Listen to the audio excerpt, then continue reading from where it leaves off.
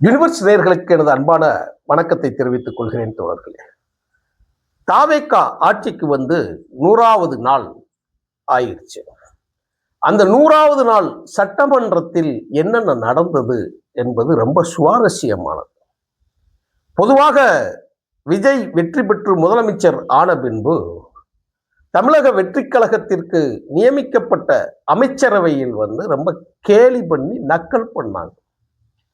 சின்ன பசங்கள் எல்லாம் பொறுப்புக்கு கொண்டு வந்திருக்கிறாங்க, இவங்களுக்கு அனுபவம் இல்லை, என்ன செய்ய போறாங்கன்னு சொல்லி பேசினாங்க.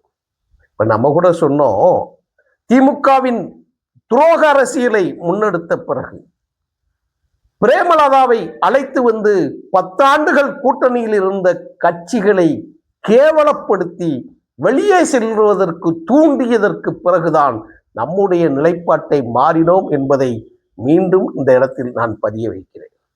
இன்னும் ஒரு முறை திமுக ஆட்சியை கைப்பற்றி இருந்தால் ஜனநாயகம் செத்து விழுந்திருக்கும் என்பதைத்தான் ஒன்றிய அரசில் பாஜகவின் நிலைப்பாடு எதுவோ அதே நிலைப்பாட்டை திமுக கையில் எடுத்தது என்பதை ஆணித்தரமாக 2 ஆண்டுகளாக நான் பேசி வந்திருக்கிறேன். கூட்டணியில் இருக்கிற பொழுதே, நாம் ஆதரித்த பொழுதே, என்றைக்கு 10 ஆண்டுகளாக மக்கள் பிரச்சனையை கையில் எடுத்து களமாடிய கட்சிகளை அசிங்கப்படுத்தியதற்கு பிறகு அந்த இடத்திற்கு சம்பந்தமே இல்லாத பிரேமலதாவை அழைத்து வந்து 10 சீட்டும் ராஜ்யசபா சீட்டும் எதற்குமே ஆவாத கட்சியே இல்லாத கமலஹாசனுக்கு ராஜ்யசபா சீட்டை கொடுத்து உறுதிப்படுத்தியதும் இது அயோக்கியத்தின் கும்பல் திராவிட மாடல் என்கின்ற பெயரை சொல்லி ஒரு அயோக்கியத்தனமான ஒரு வேலையை திமுக முன்னெடுக்கிறது.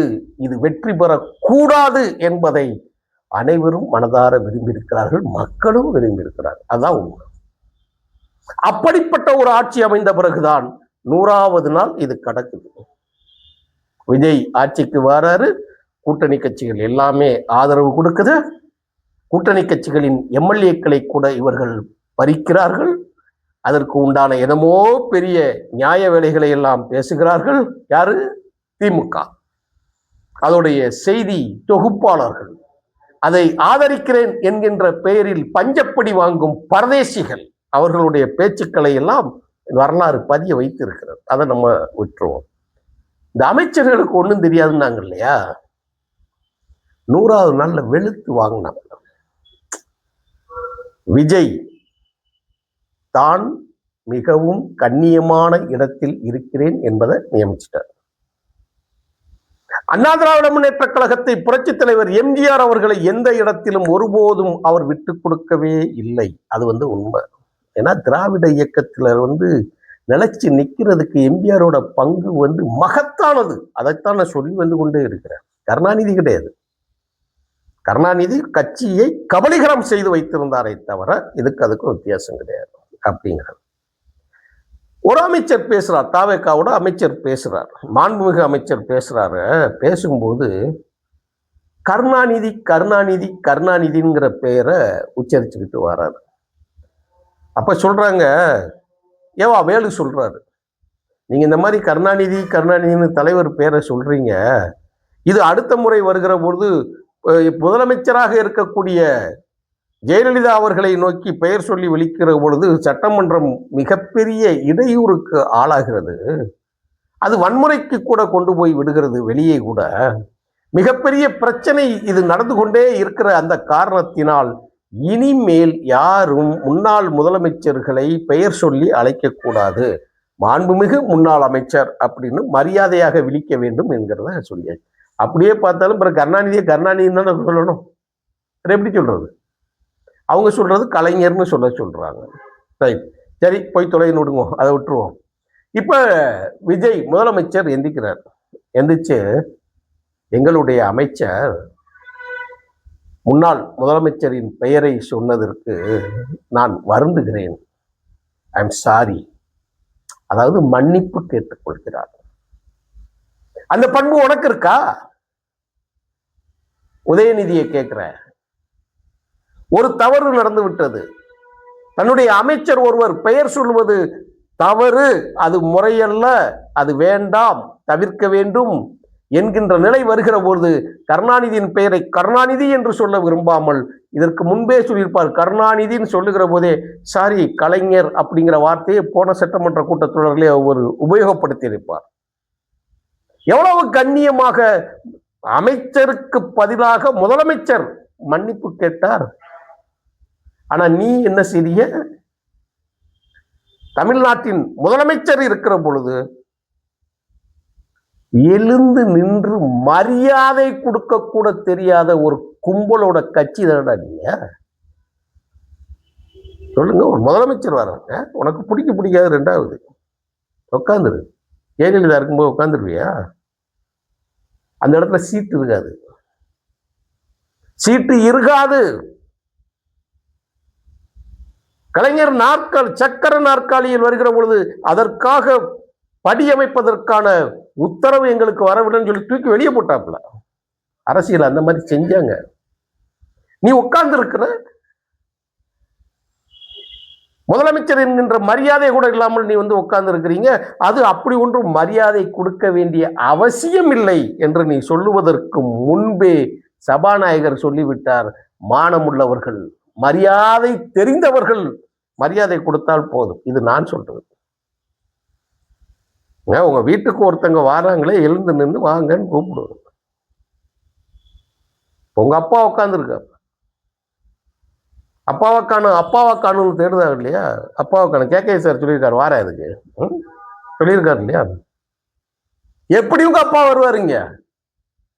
யாரு கூப்பிட்டு வருவா? வாசல்லையே நிக்க வச்சுட்டு தான் உள்ள வருவாங்க. ஏன்னா மரியாதை, மதிப்பு உள்ளவன், பண்பு உள்ளவன், நீதி உள்ளவன், நியாயம் உள்ளவன், தர்மம் உள்ளவன், பொதுவான மனிதனத்தை வீட்டுக்குள்ள வரைக்கும் ஒரு ஆள் அலோவ் பண்ணுவான். மரியாதை வீட்டுக்குள்ள வரைக்கும் கூட்டு வருவாங்களா?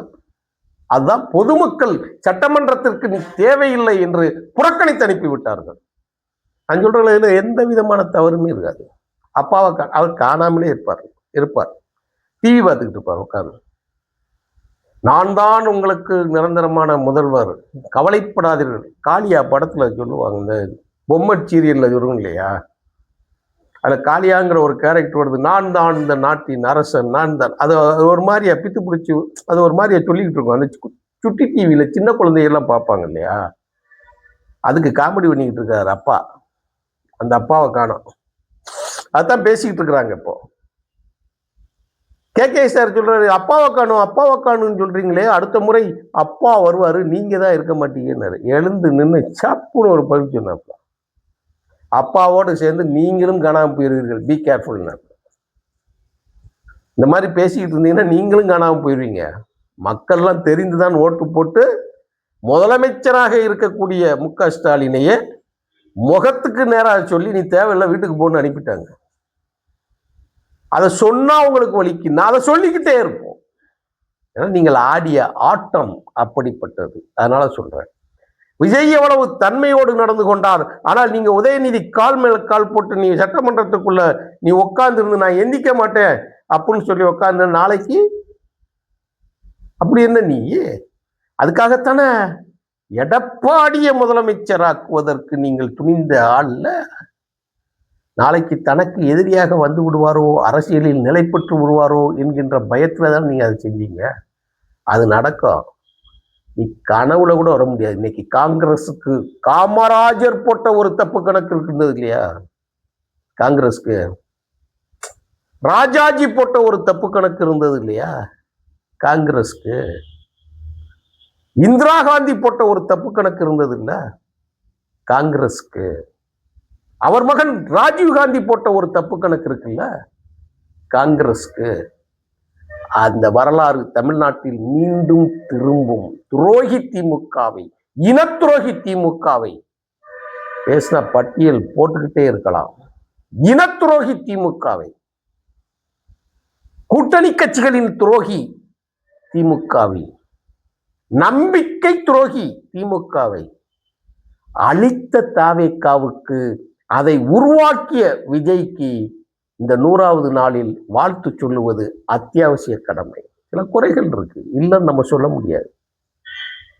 நிறைய குறைகள் கண்ணுக்கு தெரிகிறது, பூதாகரமாக்கப்படுகிறது, நம்ம இல்லைன்னு சொல்ல முடியாது. நம்புவோம், சரி செய்யணும். நீங்க என்ன செஞ்சீங்க? கொடுங்க. கொடுக்கலன்னா ஆனாலப்பட்ட இத்தனை ஆண்டு கால வரலாற்றையே கசக்கி எறிந்த மக்கள் இதையும் செய்வார்கள். தனக்கு சரியில்லைன்னா அப்படி எல்லாம் ஏத்துக்கிட மாட்டாங்க. தமிழர்கள் அறிவார்ந்தவர்கள். சரியான நேரத்தில் திமுகவை குப்பக்கூடையில் தூக்கி எறிந்ததை போல இந்த தவறுகள் தொடருமானால் மக்கள் முடிவெடுப்பாங்க. நீ ஏன் கத்துற? நீ ஏன் கதற? என்னமோ யோக்கியவா நான் செம்பத்திக்கு ஒழிச்சு வைங்கிற மாதிரி. திமுக அவனால் பதவி இல்லையா? ஆளே இல்லையா எதிர்கட்சி தலைவருக்கு? அப்படியே எக்ஸ்கியூஸ் பண்ணி அப்படியே மன்றாங்கல்ல. அதை நீ கேட்டிருக்கியா? நான் கேட்கிற ஒரே வரி தானே எடுத்திருக்கிறேன். முன்னாள் முதலமைச்சரின் பெயரை சொன்னதுக்காக நான் மன்னிப்பு கேட்கிறேங்கிற வெளிப்படையா சாரி கேட்காருல. சட்டமன்றத்துக்குள்ளே சாரி கேட்காருல. நான் உட்கார்ந்தது தப்பு தான், நான் மதிப்பு கொடுத்துருந்துருக்கணும். சபாநாயகர் அவர்களே அப்படி சொல்லாதீங்க, நாளை முதல் அந்த தவறை நான் திருத்திக் கொள்கிறேன் சொல்லணுமா சொல்லக்கூடாதா? சொல்லல. அதுக்கு முன்னாடி அவங்களே சொல்லிட்டா, யாரு மரியாதை கேட்டு பெற வேண்டாம், அவங்க கொடுத்து பெறணும். அப்படியே இருக்கட்டும். அப்படித்தான் இருக்கணும். உதயநிதி அப்படித்தான் இருக்கணும்.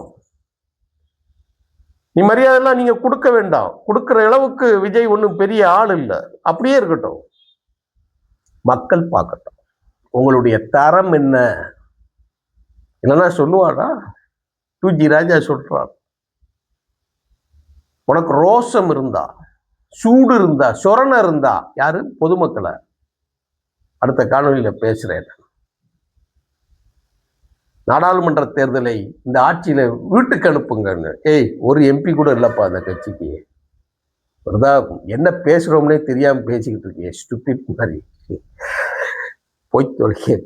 100 நாள் ஆட்சியில் திமுகவை கதற விட்ட, திமுகவை புலம்ப விட்ட, திமுகவை பதற வைத்த அந்த ஆட்சி 4 தொடரட்டும், பல ஆண்டுகள் மலரட்டும், தவறுகளை திருத்திக் கொள்ளட்டும். திமுக அழிக்கப்பட வேண்டிய கட்சி, அதில் மாற்று கருத்தே இல்லை. முழுமையாக ஆதரிப்போம். நன்றி, வணக்கம் தொடர்ந்து.